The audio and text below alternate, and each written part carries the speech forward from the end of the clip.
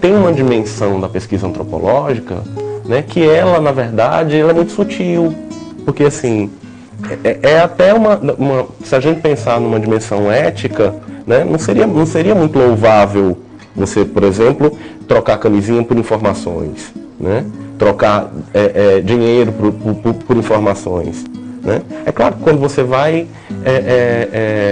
dependendo do horário, né, dependendo do horário que você vai acabar, né, tirando o tempo dessas mulheres que elas poderiam estar fazendo o trabalho delas, né? E talvez aí para mim seja legítimo, né, por exemplo, eu bancar o tempo que ela estaria comigo, né, num determinado momento específico, mas até isso é uma coisa, né, complicada de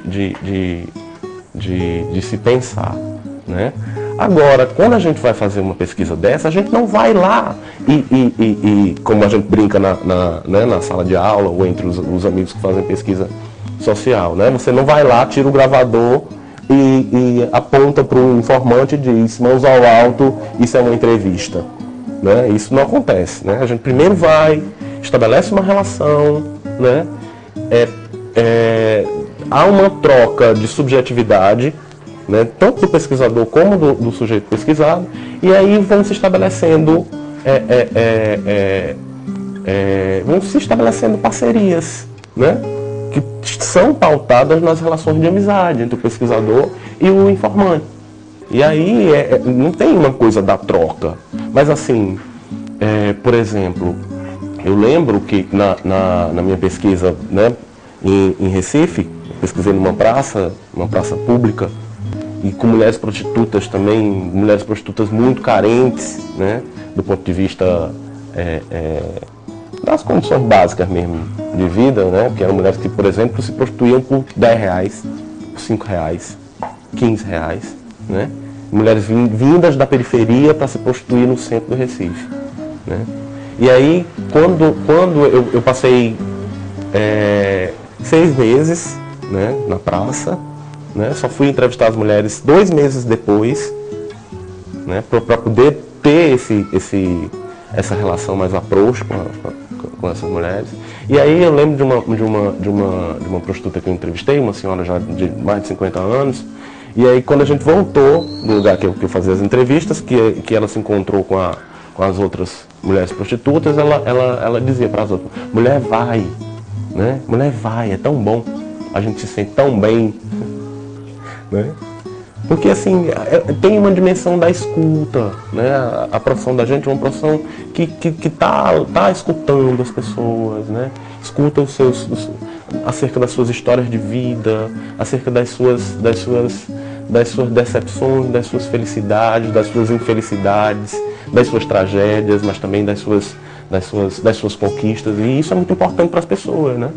Principalmente, por exemplo, hoje no mundo que a gente vive, que é um mundo que as pessoas não escutam, né? O mundo fast food tem um pouco essa dimensão, né? Essa troca. Tanto no antropólogo também, talvez o antropólogo, num processo de pesquisa, né? Talvez não, né? A gente é que mais aprende com o outro. E essa contrapartida também se dá, por exemplo, quando a gente na academia desmistifica os estereótipos. Porque, por exemplo, mulher prostituta não é sinônimo de vagabunda, né? Mulher prostituta não é sinônimo de promiscuidade, né? As mulheres prostitutas são mulheres que a partir da sua trajetória em um determinado momento, né, ou optou, ou foi por uma questão de necessidade, e etc. E tal. E aí a gente desmistifica isso quando a gente vai e percebe essas outras dimensões e publiciza isso, né? Publiciza essas outras dimensões, a gente de certa forma, né, contribui para que a relação, né, que as pessoas, né, possam ter com essas mulheres seja diferente, de tratar essas categorias, né, entre aspas, subversivas não como subversivas, mas como ser humano. Para eu compreender a relação das prostitutas com a pombageira, eu precisava saber qual era a lógica de organização do terreiro, né? Qual era o ethos, né, do terreiro que permitia, primeiro, ter uma divindade, né, sexualizada. Segundo, ter, né, porque do ponto de vista cristão, essas mulheres são, né, não são muito bem vistas, né? E se são bem vistas, elas precisam, né, abrir mão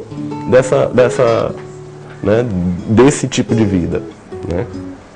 E aí para isso eu tive que compreender qual era a lógica de organização da Umbanda. Por isso eu pesquisei os terreiros, por isso eu fui para dentro dos terreiros, né?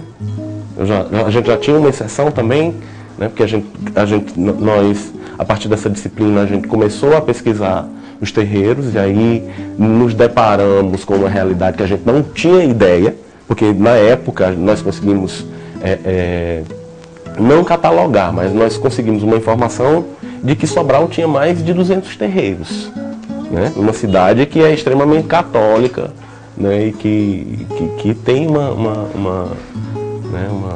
coisa publicizada do catolicismo muito forte, né?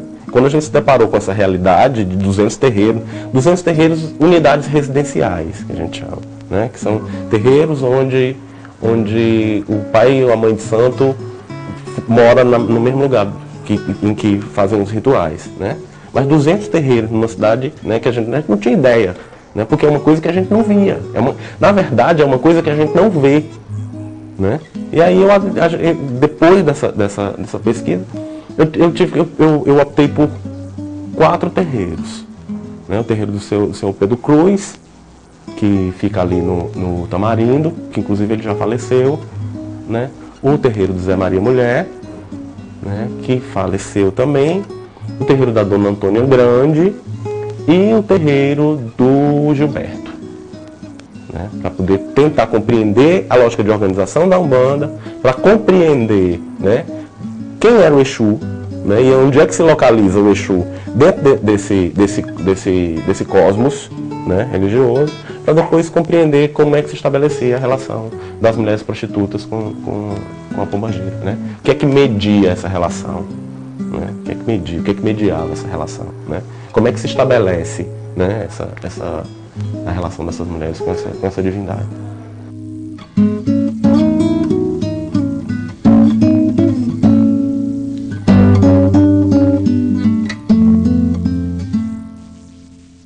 Porque a pesquisa da graduação, né, pelo menos em tese, seria uma pesquisa mais simples, né, uma pesquisa mais simples. Quando eu fui para o mestrado, eu lancei novas possibilidades a partir daquilo que eu já tinha construído, né? Na verdade, eu queria alargar, né? Não só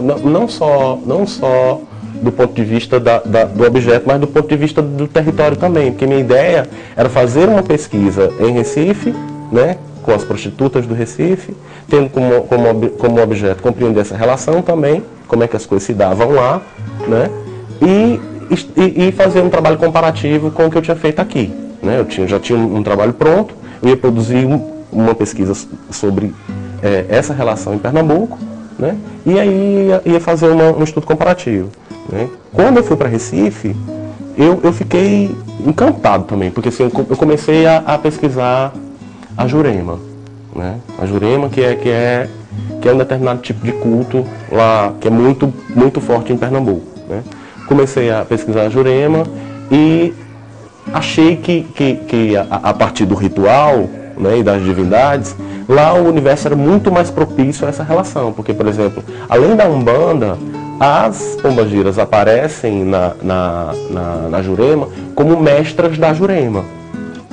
Então, para mim, a princípio, né, Recife inteiro estava permeado por pombagira, né, quando na verdade é uma distinção, mas que as mestras da Jurema congregam isso também. Só que eu tive uma surpresa muito grande, porque assim, quando eu fui pesquisar em Recife, no local que eu pesquisei, que era a Praça do Diário, as mulheres não ressaltaram essa relação com a pombagira, né? Que aí foi uma surpresa para mim, né? Uma surpresa que na verdade me rendeu um trabalho muito bacana, porque assim, as mulheres prostitutas não falavam na relação com a pombagira, embora depois eu tenha descortinado essa relação, né? Mas assim, a princípio elas versavam sobre a sua relação com as igrejas neopentecostais. E aí, para mim, a princípio eu fiquei em pânico, né? Porque assim, como é, né? Que as mulheres prostitutas, né, tem essa inserção no universo neopentecostal, né? Aí eu fiquei meio em pânico, porque, né, quando você tem as coisas, né, mais ou menos organizadas, e aí tudo se desmorona, se desconstrói, e aí você precisa tentar compreender como é que as coisas, né, de reconstruir, né, remontar né, o quebra-cabeça para poder tentar compreender que se estabelece essa relação. E aí lá vou eu para adentrar o universo neopentecostal, né, para as leituras e para tentar compreender essa relação também, essa passagem.